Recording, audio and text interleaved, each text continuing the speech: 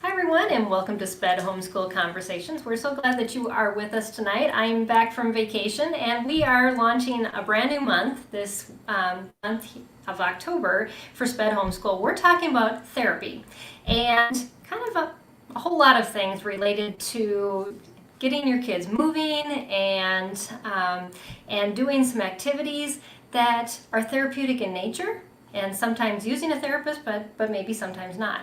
And this morning we're specifically talking about preschool and movement, though, which is just a natural form of therapy. And I'm excited to have our guest, Kim Kincell. Welcome, Kim, and thank you for joining us this evening. It's my pleasure. Thank you. Yeah, we're going to dive into the subject in a minute. I just want to first start by thanking Right Start Math for sponsoring this episode of SPED Homeschool Conversations. We're going to hear more from them about their curriculum about halfway through the show, but I just want to thank them for that sponsorship. And so our topic tonight is movement essentials for homeschooling preschool. And oftentimes when we have parents contact us with preschool, they're always asking us about curriculum. And there's something more important that Kim is going to talk to us tonight, and that's about movement and how and why movement is so essential to the preschool years, and especially forming a basis for your student over the years to come. So Kim, I'm excited for all that you have to share with us tonight. And I thought I would have you kind of launch off. Well, first of all, I want you to know that if you're watching, whether you're watching on YouTube, Facebook, or Periscope, you can comment in the feed, and we will see those comments. You can add your questions, and we will build those into our conversation. So know that. And if you're watching recorded, join us again on the live session. Make sure you find out what our some future shows are going to be. But as we're getting started, Kim, can you tell us a little bit about your background and why you're just so passionate about this subject? Sure. Well, my professional background is in physical therapy, and I wasn't very far into physical therapy when I realized I was very interested in pediatrics. So I took special classes and did one of my rotations on my internship at a pediatric hospital. And then I started my professional career at Bowman Gray Medical School's Pediatric Hospital and Developmental Evaluation Clinic, and that was a regional place where children from all over the region would come for diagnostics. So that was a real good experience for me. Yeah. And then later, I was a contractor in the early intervention program and in the public school. But something else was going to happen soon after that was going to be huge in my life, and that was that I became a parent. So whereas my children, so to speak, had up to that point been children with developmental delays and muscle problems and almost imprisoned sometimes in bodies that were not working properly and they needed intervention, I, for the first time, had a front row seat watching the miraculous developmental progress of a baby, a child who is moving in that progress. And it was beautiful, Peggy. I don't think I'll ever get over the awe-inspiring feeling I have when I'm watching it progress as God intended it to. So I'm enamored by the development of my own children. And I think that even that contrast was helpful to me. You know, here's the way it should be, and here's what can happen, and understanding all of those things and the beauty of it. And then as I got older, I started realizing that in some ways we're sabotaging what is supposed to happen. And it's not always a disease process or all of those things that can sabotage that normal development. Sometimes we're unwittingly doing that ourselves. And I think that fed the passion of things we're going to be talking about tonight. Yeah, that's so true. And there's so much to talk about just in that sphere. Can you start by sharing with us just why movement is so important to learning? Because that's really the basis of what we're going to be talking about as we dive into this. Well, I think that sometimes and traditionally we think of movement or motor activities and cognition as being separate things. In fact, even as I was reviewing some things for this this interview, I came across an argument, so to speak, on the internet about the importance of physical education in sports in school and how it's equal with the other subjects. And I think that whole argument is missing the point. It's not two different things that are equal. I think what we're missing is that movement and learning are essential and inseparable. So we move in order to learn, and we learn as we move. And when we try to at all separate those two things, we're a little bit off base. In fact, perhaps we're a lot off base. Well, so you have to think, I mean, you look at it as we're so trained to look at things so compartmentalized in the education system, which is so non-homeschool oriented, you know. But for people maybe that are homeschooling and that are new to it, that may still be their mindset, is that yes, we do this subject and then we do FIAD or all that, but like you said, we have to get out of that mindset because it is so intertwined. And maybe give ourselves permission to get out of that mindset. And we've all been there, done that. It's what we knew, and trying to step out of that and learn. Yes.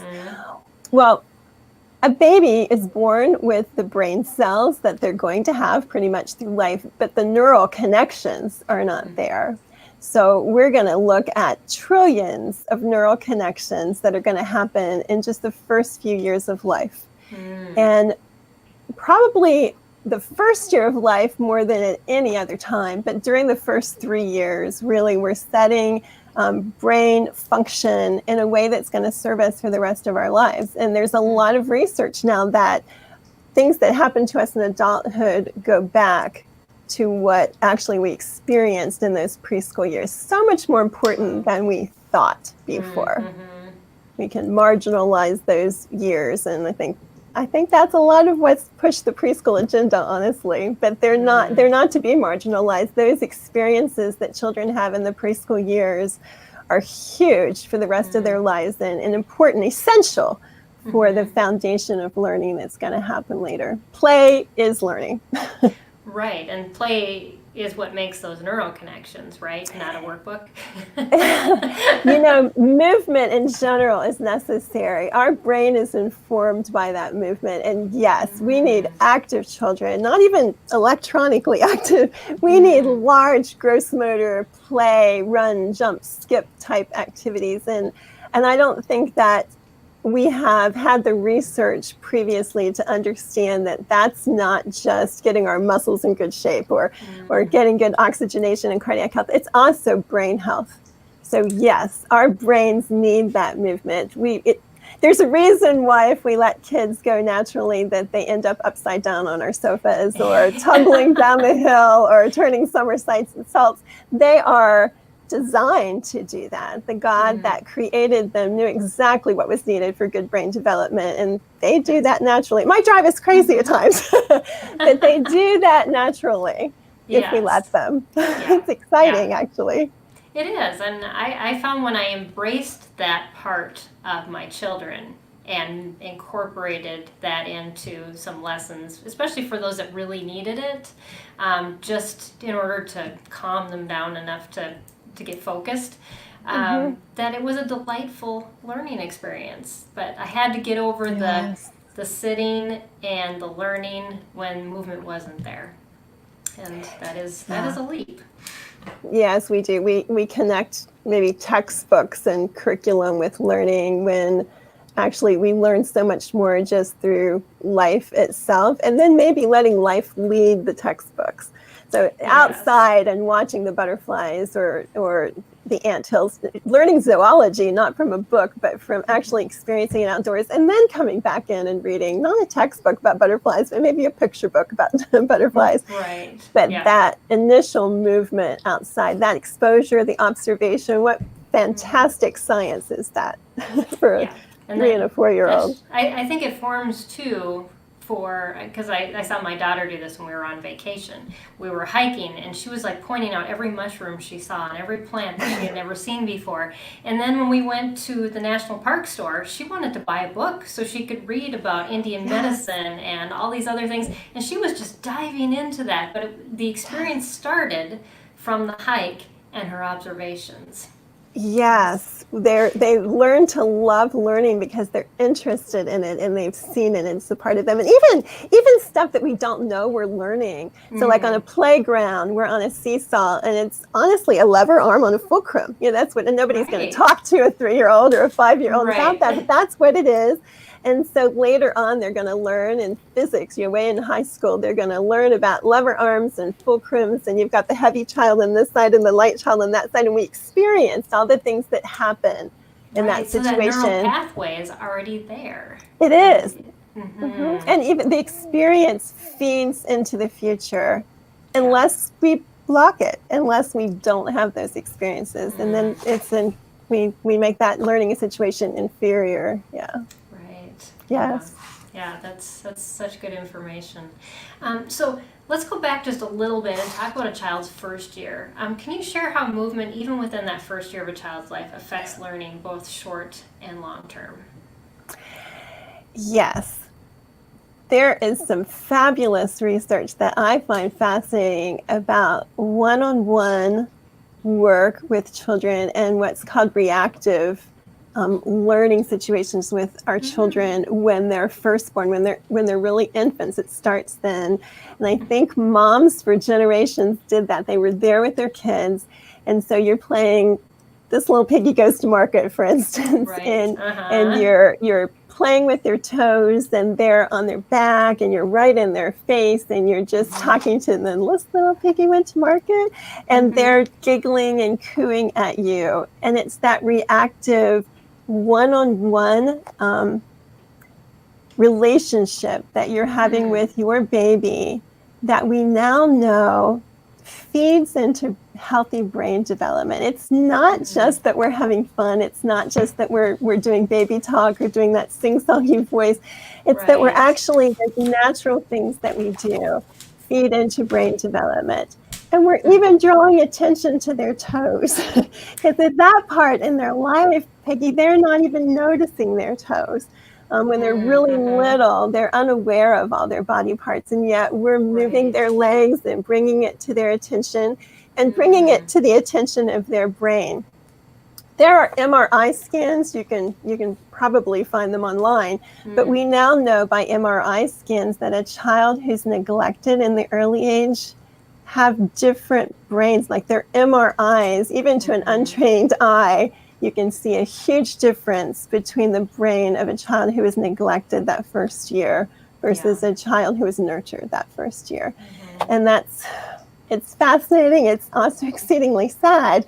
But when we do those things that are natural, it makes a huge difference. So in that first year of life, we start with this infant that we bring home, and they're in our arms, and they're not able to do hardly anything. They're not holding their head up. They're not even able to bring their hands to midline. They have some primitive reflexes that are going to go away, and mature reflexes, they're going to start coming in, and movement is going to start.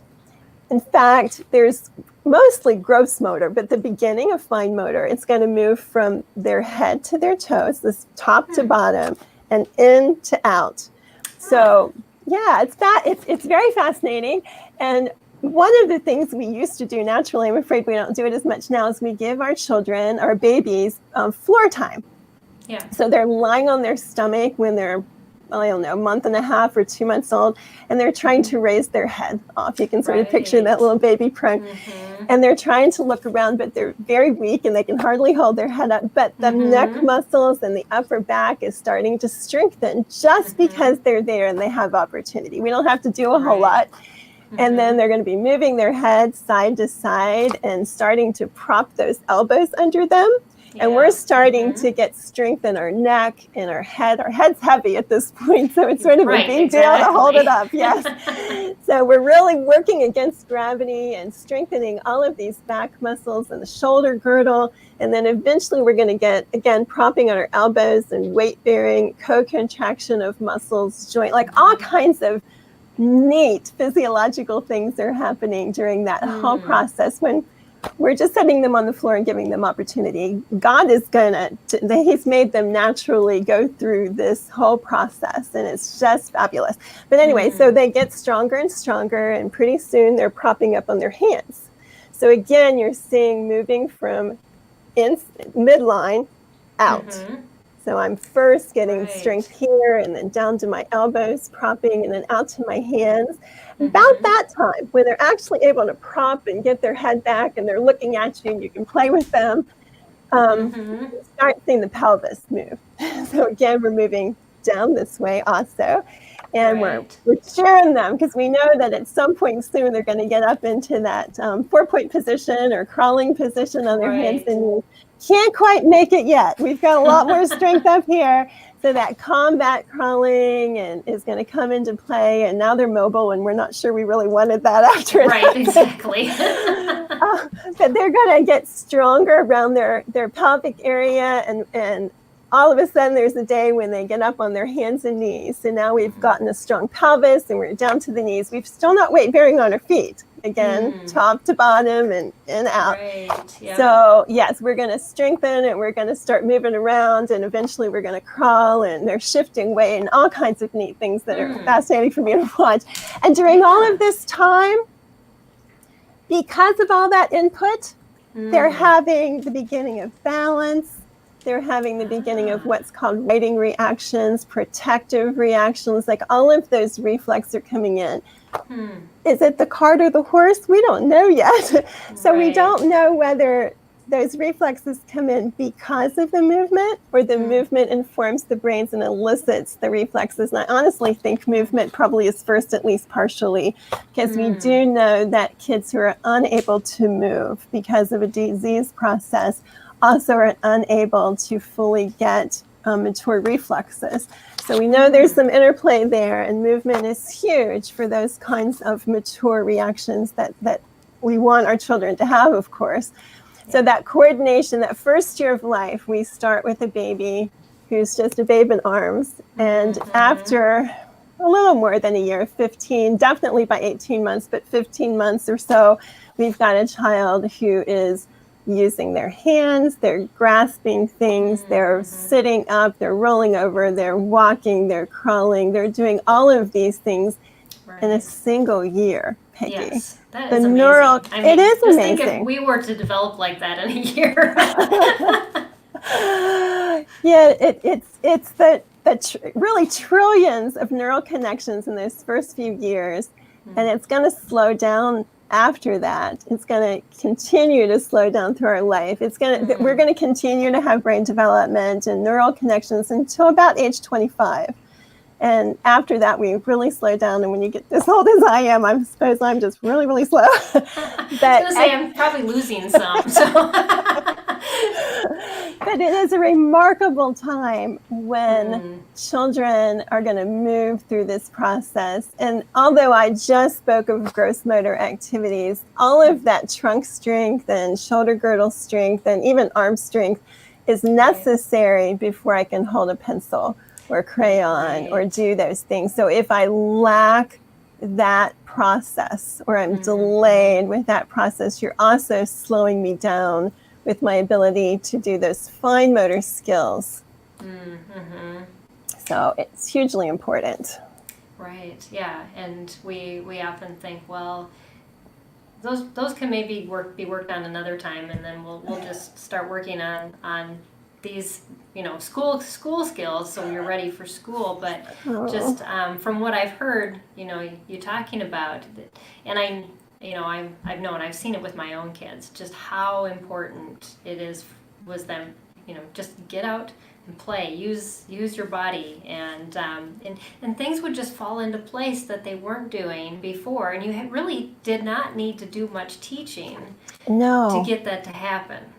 No, and I don't know whether I'm making myself clear in that regard or not, Peggy, but all the kids need are the opportunities to be on the floor and to not be contained. So I feel like that a lot of times we're thinking about the things we need to get done, and that's normal. There are times when we need our kids to be contained, but we, I think, are guilty of putting them in car seats or putting them in a pack and play or in a swing, and they're not able to essentially exercise. So it's not that we need to teach them to do these things as much as give them opportunity. And although I'm talking about the first year, because I do think it's important in that first year to set that out, it's going to be important through all of those preschool years, actually beyond preschool, but it's so essential in the preschool years.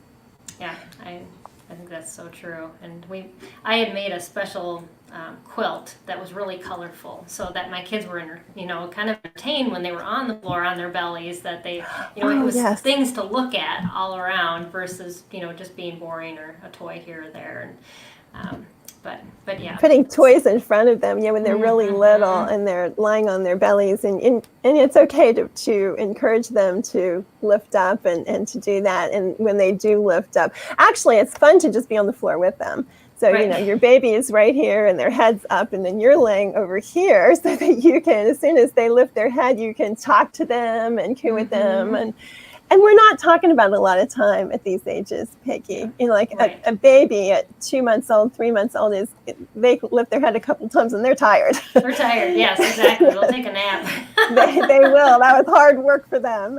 But, it's going to happen so quickly. So whereas it was hard to lift up their head today, 3 weeks from now, they're going to be doing so many more things. Again, if they're given the opportunity, if they are contained or even in group activities, you can't put 20 children on a floor like that.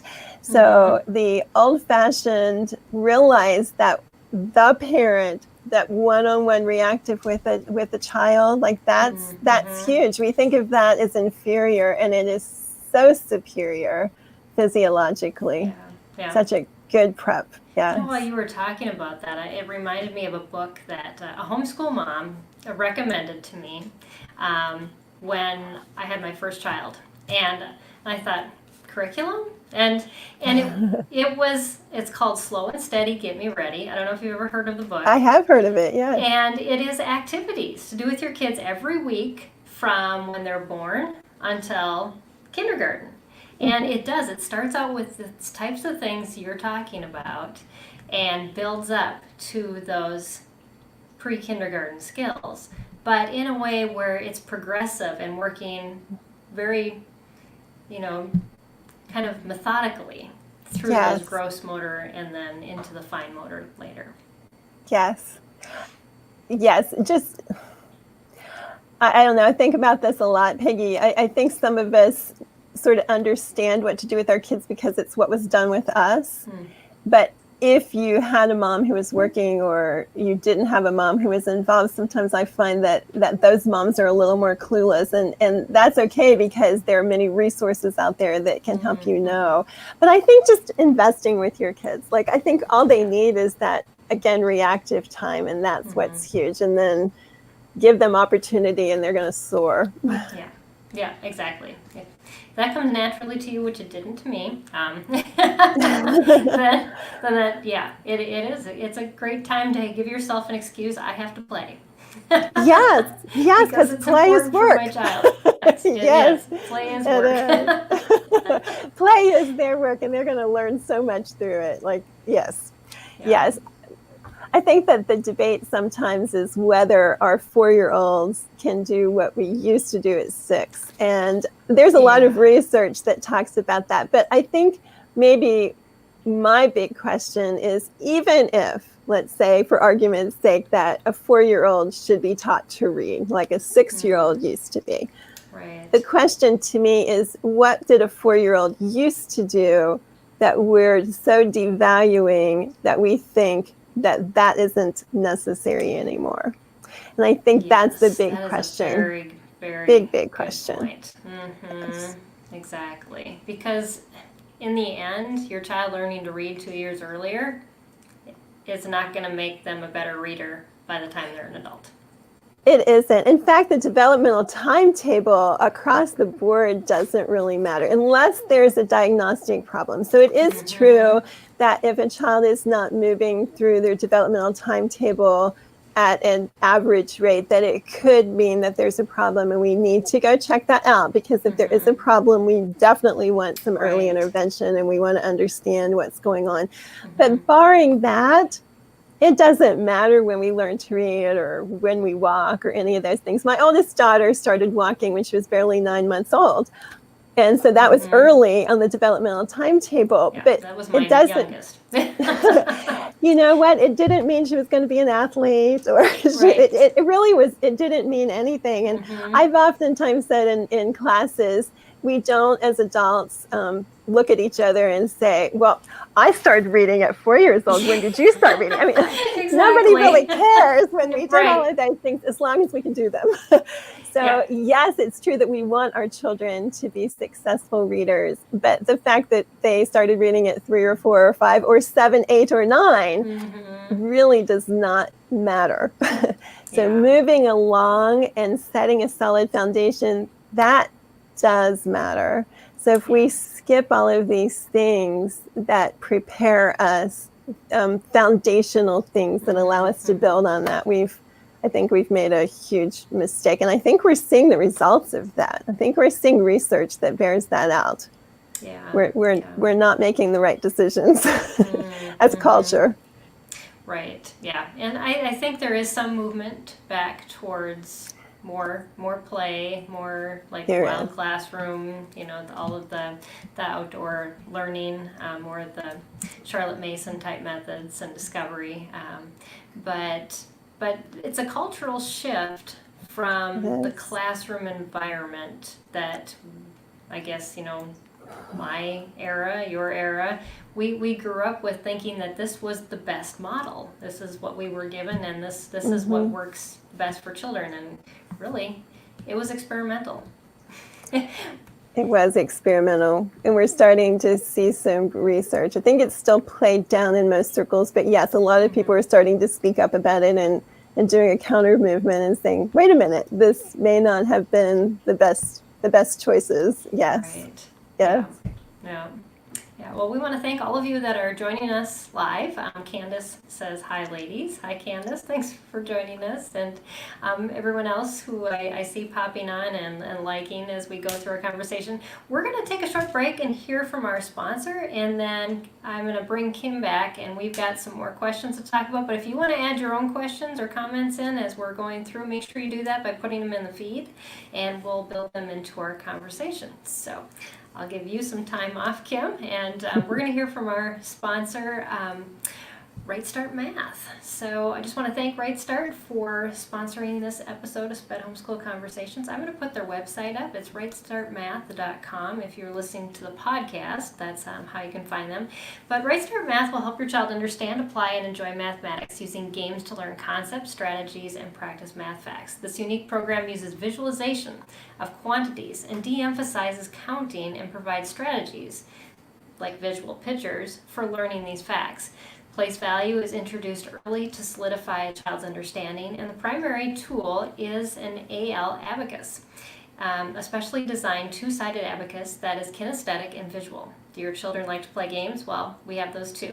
We have over 300 math card games that kids will love. We want to help your child achieve success by getting rid of the frustration and tears while having fun. And I have to say, I've met the originator of Right Start Math, and she just has a heart for children who struggle to learn math. And even those that learn math well, it's one of those really visual concept math programs that I love as a physicist, and how I like teaching math. So anyways, got to give it my plug too. So thank you, Right Start Math, for sponsoring this episode of SPED Homeschool Conversations. And I'm going to bring Kim back, and we're going to continue talking about just how important movement is to preschool. And we're specifically talking to homeschoolers. And I know a lot of people are new homeschoolers this year and trying to just figure out that whole thing anyways. And maybe have preschoolers and are considering homeschooling long term. So we hope that you will just hang in with us, add your questions and comments as we go along. And welcome back, Kim. Thank you. Yeah. I was thinking, Peggy, if I can push in here. Yeah. We have not talked about crossing midline, and that's something Yes, that you've mentioned it a couple times. I'd love for you to address that. Yes. So when we naturally play, oftentimes we are crossing right, left, and we're twirling, so we're turning in that plane, and those are huge for brain development between the hemispheres. So most of us know that the left side of my body is directed by the right side of my brain, and the left to the right side of my body. And we need, as we're young, to be able to connect those two halves of our brain. There are neural pathways that actually cross between the hemispheres. And as we do activities that require us to cross right, left, or down, even touching my toes, or head and shoulders, knees and toes type activities, those are perfect things. Ring around the rosy, where I'm actually turning. Those actually inform my brain and help make neural connections across the corpus callosum. And it allows the analytical side of my brain and the very artsy part of my brain to merge. There are going to be so many things that are going to require both sides of my brain. As also a piano teacher, and you watch a child as they're trying to deal with the analytical math type aspects of rhythm and the notes on the lines and spaces, that sort of small order reading and those kinds of things, and then translating that into the ability to have motor skills and then bring art to it. And we're talking about a full-brained movement. And all of those things that happen later, because piano is something we learn, a little bit later. It's not a preschool activity usually. But it's all informed by what we were doing in the preschool years. It's just a beautiful thing to think that we were playing Ring Around the Rosie or Head and Shoulders, Knees and Toes, Peggy, and that helped us become a better musician or a better scientist, because we use those years to build those pathways. And especially for boys.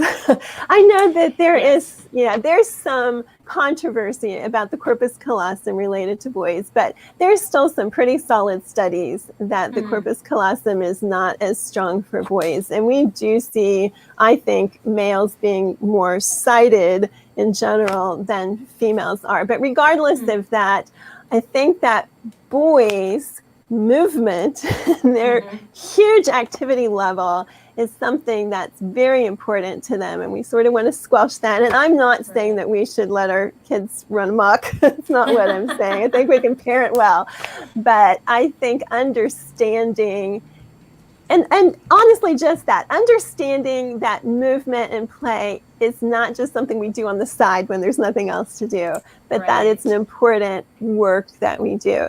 And when we let our boys and our girls, but when we let our boys be active, we're actually giving them more connections for future learning. It's just essential in every physiological way. Yeah, when you were talking about that, it made me think that my one boy that's more creative needed more motion in his school, and I wonder if that had some connection to that, because he just required movement all the time, but he is extremely creative, and so maybe that was just what he needed to make all those pathways that needed to go together.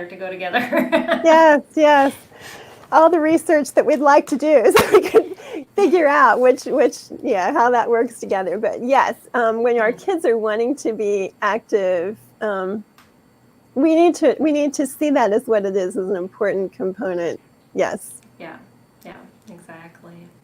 So, what I know we've talked about this a little bit, and of changes that have just happened over the years in teaching the preschool ages. What are your thoughts on the impact of these changes, and what about the relation to lack of movement, to the rise in some of the diagnoses that we're seeing more of? Okay. I'm going to admit, Peggy, that I was born in 1960. A woman is not supposed to do that, but there it is. And so I grew up in the 1960s. That was my childhood in a small town, and my mom was home, and every mom I know of in that community was home except for one. I know of one working mom back then. So we all played. It was a safe neighborhood because all the moms were watching over all of us. We rode tricycles and bicycles and climbed trees, and we were outside all the time as preschoolers and then as schoolers in the summer. In the early 70s, that changed with the recession, and I feel like I lived that, like they were all home, and now all of a sudden none of them are home. And we saw a change in even what we were being told. It was important to have a career, and I'm not downplaying a career. I had one, have one. Yeah. But we were pushing in that direction, and I think life changed. And as a result, everything that mom used to do had to change along with it. And we saw the rise in daycare. So when I was a young mom, there was a daycare controversy raging. And I think we ended up, because of moms going back to work and oftentimes financially having to, but we went from having these opportunities that I just described being the norm to having children at very young ages in group settings.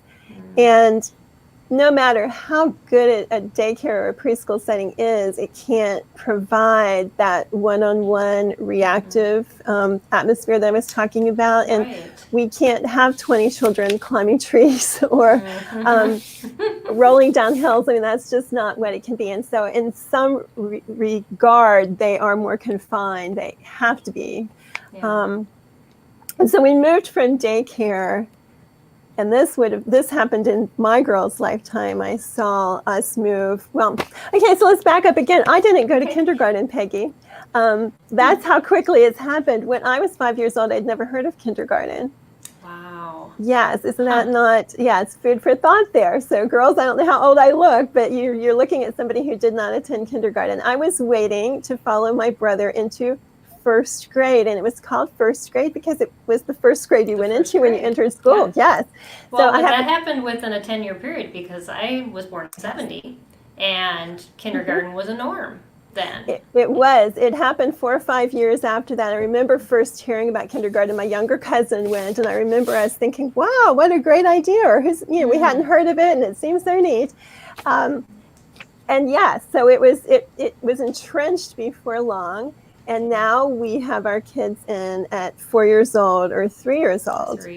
And we're even thinking about it when we're carrying them. So huge changes, somewhat because of this daycare moving into preschool and the funding and demographics and all kinds of things that we could talk about. But with that movement came lack of opportunities that happen in the home, which is why I'm so excited about homeschooling. But yes, and all of that happening. So in the same time period, we have lack of opportunities for movement, very busy moms who, and I admit I was one of them. When my kids were really little, my husband was in school and I was working full time, and I was trying my best to provide all those opportunities, but you're trying to survive when you're working long hours and trying to get some food on the table and diapers packed and everything packed for the next day. So we have that going on. We have a fall in nutrition. I think there's been a huge change in how we feed our kids and even what we allow our kids to eat. We're sort of guilty of, they don't like this, we're going to give them something else. And oftentimes those are empty calories. We've got the vaccinations, and what that might be doing is we have toxins in their system. So we have all of these things happening with our children. And how does that play into special needs? Well, I suppose right now with the research we have, we're not sure, but we do know, and I've seen this too in my years, I'm this old, when I was working in special education and working as a physical therapist, Peggy, almost all of our patients were children that had like spina bifida or muscular dystrophy, Down syndrome, cerebral palsy. That's the special needs community that I worked in. And now that's the minor special needs community Yes. that we see versus all the new diagnoses that have popped up since the changes that you were talking about.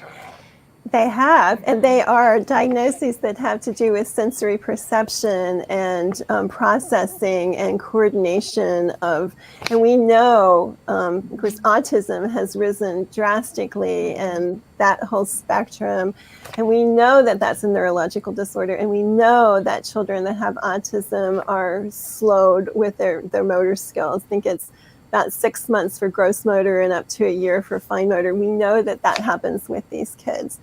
Yeah, I'm not sure that we can correlate quite yet that cause and effect, but we're seeing at least the clinical signs of here are the changes. We know that physiologically, we do have studies that show that movement is important for brain development. And of course, nutrition is important for brain development.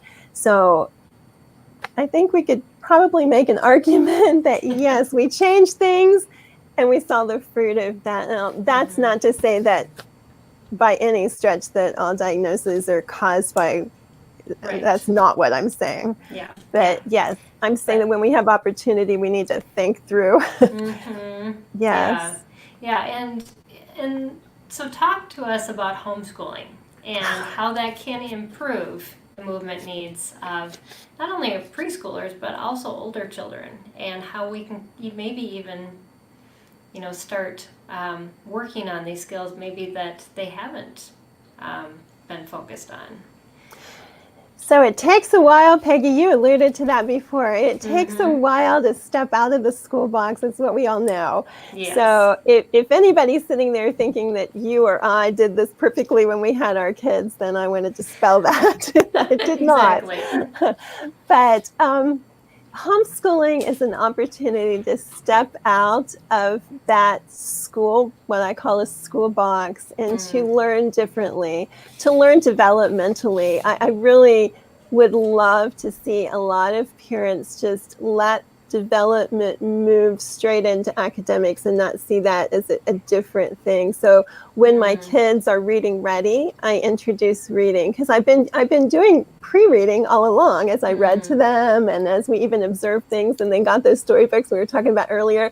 That's all pre-reading. So when they're ready, we just move into reading.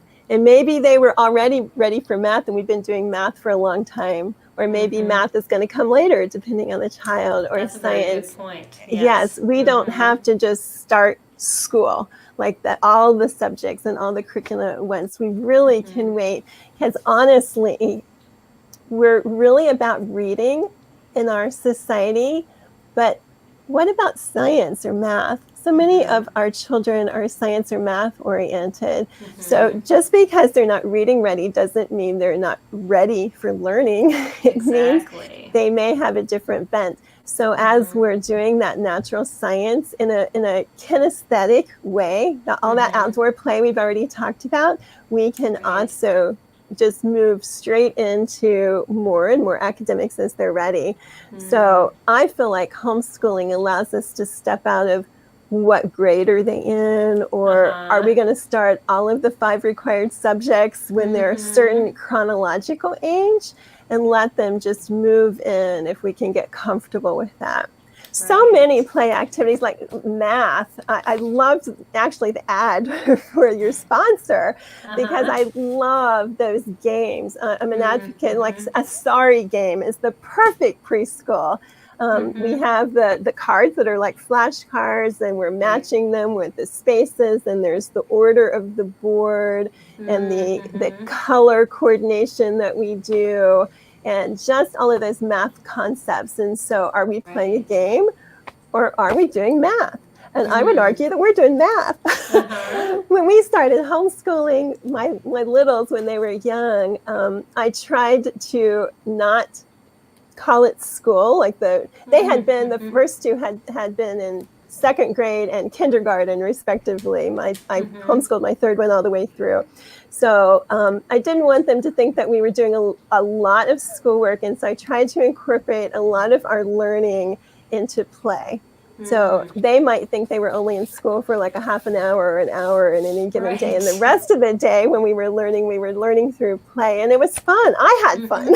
Right. Yeah. So yes, homeschooling allows you to be step out and to be more kinesthetic and to be more natural and developmental in your approach. And it also, and this is huge in special needs, it allows you to be individual. Yes. So, yes. And focus on what your student does well, not just what they don't do well, which the school is very good at pointing out over and over again to students that struggle. Yes. Yeah. Yes, I have a friend, Jan, who was a very early homeschooler in our state. In fact, she started homeschooling her kids before it was legal. And she did so because one of her sons had been in kindergarten and he has very severe dyslexia. And by the time he was just a 5-year-old in kindergarten, the teachers had told the parents that he would probably be a ditch digger. It's exactly what they said. Wow. And she knew that that was not the proper way to look at her child. And so she pulled him out and started homeschooling him. And just what you said, she knew what he could do. So he wasn't able to do visual work, Peggy, but he could learn through auditory teaching. So she gathered resources and videos and read aloud to him. And I have to ask her, I believe it wasn't until he was in junior high when he could read well enough to learn anything through reading. But he was very well educated before that because she took advantage of his abilities. He's now a law school graduate.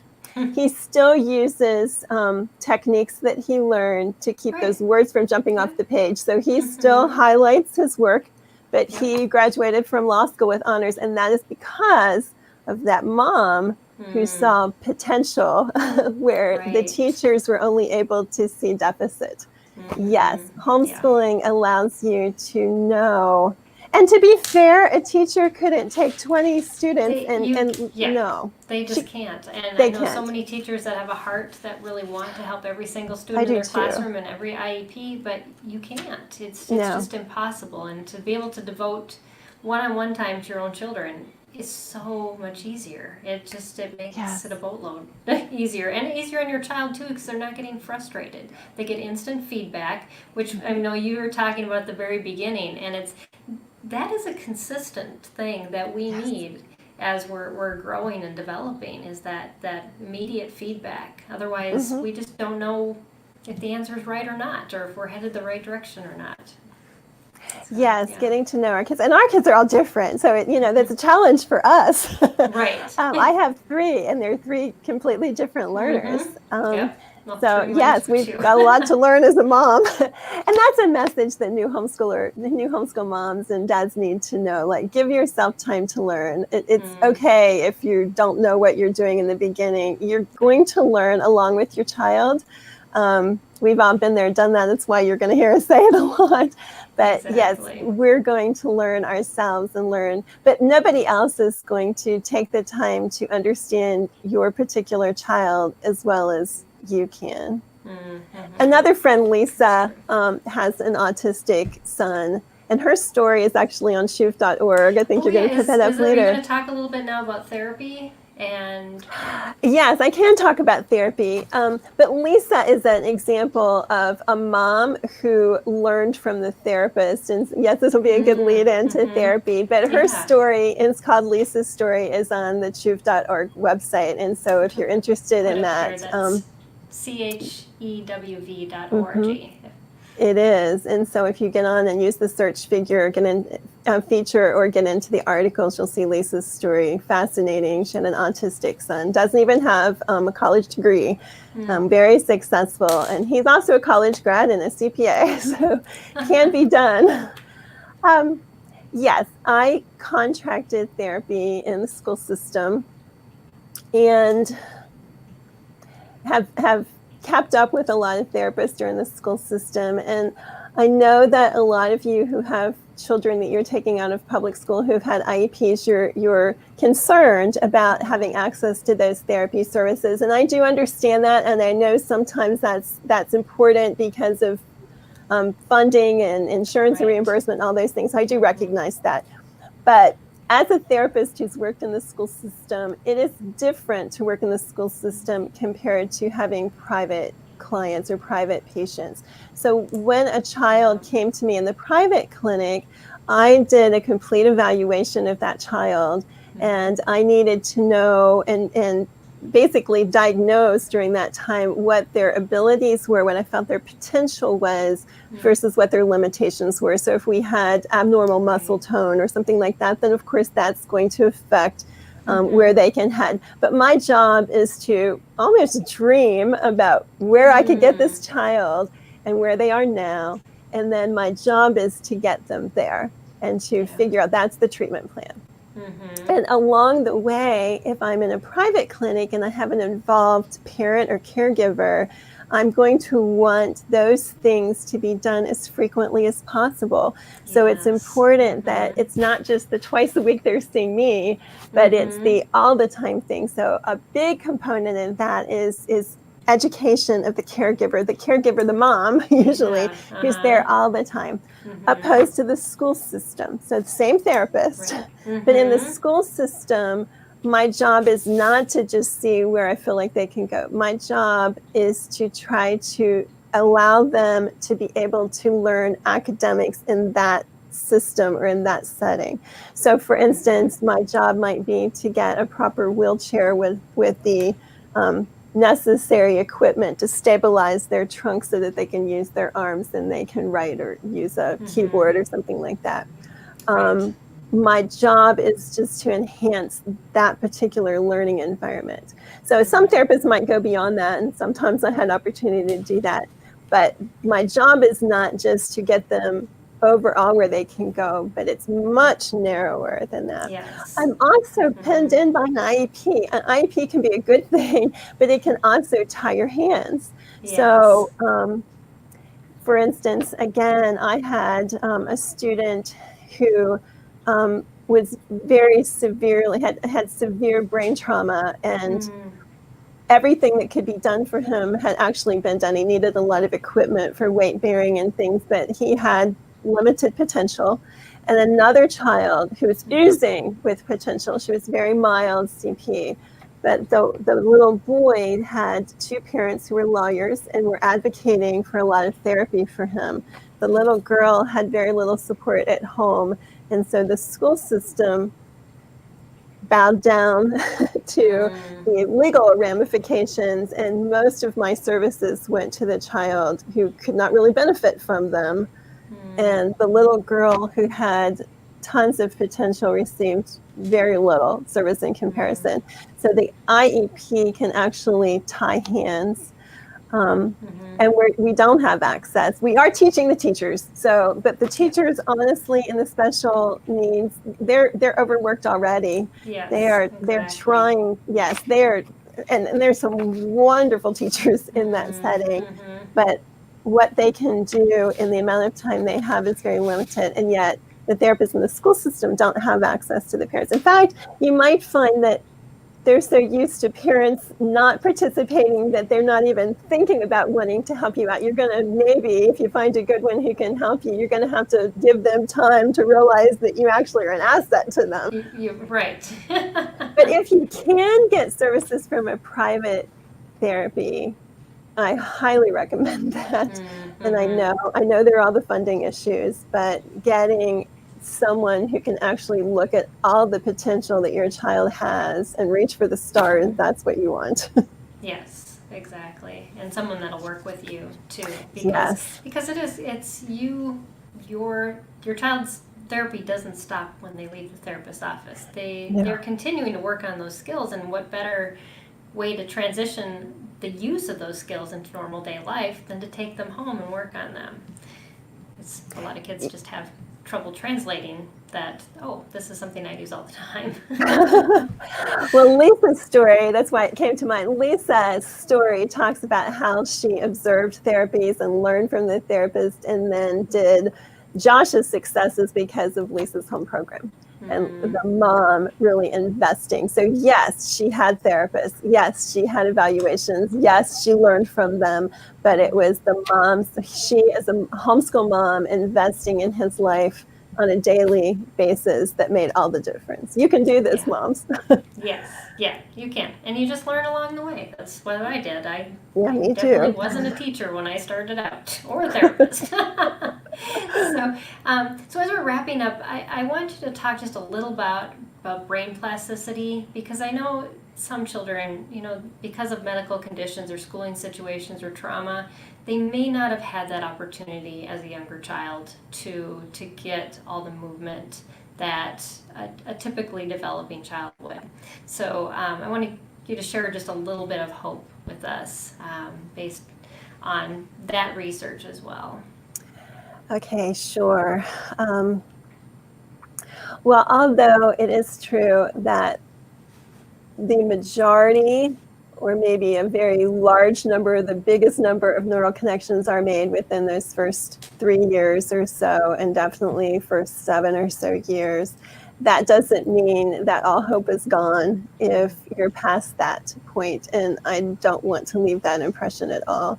The brain has a remarkable ability to adjust and to change. It's called plasticity, as you said, and there can be alternate pathways. We see that even in older people who have strokes. So if you've been around someone who had a stroke and they're older than I am, and you know how old I am, and yet when they lose the abilities from a stroke, they can gain back part of it as the brain makes an alternative pathway to the same end result. And that's because we are created, we are fearfully and wonderfully made, for sure. So there's plasticity their whole life. But when you're talking about a child of any age, before you reach age 25, you definitely don't want to lose hope, because there's a lot of brain ability to adjust and change because of that. So I'm not guaranteeing that everything can be. We know that, like, a child who has been neglected in the first 72 hours can have issues that are ongoing. So we know that there are problems that can persist, but there's a lot of potential that can be realized also.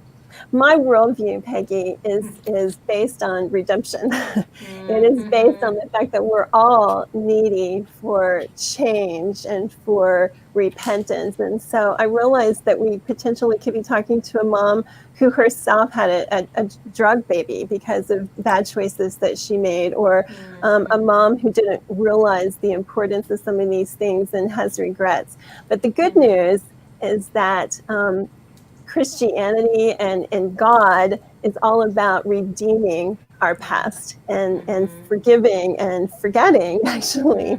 And there's a chapter in Philippians 3 that I memorized a long time ago, a passage that I recommend highly. And one of the verses is forgetting what is behind and straining toward what is ahead. And I love that concept, Peggy. We want to recognize for the future of other children who are not there. But when we're past that and we've made mistakes in our past, then we want to repent of those, and we want to call on the Lord for forgiveness. And then we forget that. We're not living in the past. We're not stuck in guilt. We're looking and straining toward what is ahead, because there's a bright future ahead, and that's where we want to go. So forgetting what is behind, learning from it, but forgetting what is behind, and then straining toward what is ahead. And yes, we are remarkably designed for that very thing. And our brains can make new neural connections, and we can learn and grow and change. We just need to change course and get good advice and learn and go in a different direction. That's what repentance is. It's that 180-degree change. Exactly. Yep. Yes. Yeah. And you may mess up and go back, but God will keep forgiving you if you just, keep learning in the process. And 70 times 7. Yeah, yes. When we fall, we get back up. Yes. Wise words. That was a very good wrap up for all that you've talked about, because yes, we can beat ourselves up as parents. We can, even go back to our own parents and say, well, it was their fault that they raised me. Well, no, we can make a change wherever we're at, and Yes. I think that's the beauty of it. And we can be redeemed. We can start over, and there's a bright future, and we can focus on what potential our children have, not Yes. the struggles. And I thank you for reminding us of that. So as we're wrapping up, can you talk a little bit about chuv.org? Sure. That acronym stands for Christian Home Educators of West Virginia. It's the state group in our state of West Virginia, our wild, wonderful state. My husband and I are board members with CHUV. And if you're interested in preschool information along the line that we talked about, there's a whole section about preschool on the chuv.org website, and it was sort of my baby, and you're going to see lots of ideas for how you can incorporate these ideas into practical everyday homeschooling. So that's awesome. Visit us. Yeah. Well, thank you for sharing your heart with us, Kim. I really appreciated this whole conversation. It was thank you. It was important, and you had so much good information to share, and so thank you for letting me convince you to do this, because she didn't want to right away. I prayed about it. God said to do it, so here Yes. I am. Well, thank you so much. And I also want to thank Right Start Math for sponsoring this episode of SPED Homeschool Conversations. You can find out more about their curriculum at rightstartmath.com. And next week, we are going to continue focus on this therapy theme, as well as our blogs. All this month are written by some of our therapy partners on SPED Homeschool, so you definitely want to be checking those out. The first one will come out tomorrow on our website, and you'll see that on Facebook and all the other social media posts. But next week, my guest is Dr. Candace Freeman, and she has a handwriting clinic. And we're going to talk about everyday activities to build handwriting skills next Tuesday night. So we hope you can join us for that as well. And bring your questions, comments about any struggles you may be having with children with handwriting. And we'll see what she has to share with us. So thanks again, everybody. Thank you, Kim. And we'll see you all again, same place, same time next week, here on SPED Homeschool Conversations. Night, everybody.